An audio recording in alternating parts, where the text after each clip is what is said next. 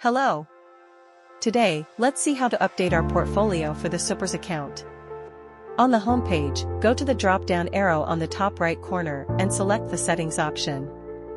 On the left section, you'll find a Portfolio section with subsections of Manage Portfolio, Skills, and Experience. Let's start with the portfolio, on clicking which you'll find credentials to be filled by you for your profile, and filling all the details, click on Update Profile. After successfully completing the portfolio section, let's move to the Skills section, where you'll find an Add Skill option, on clicking which a pop-up menu appears with a drop-down option to search for skills suitable to you and then click on Submit. Similarly, you can add different skills as well, by clicking on Add Skill icon. After completing your skills sections, the experience sections keeps an account of the professional experience you've acquired. Enter the organization name, the duration you've worked there, and the designation you held. After filling the details, click on Submit button to save your details.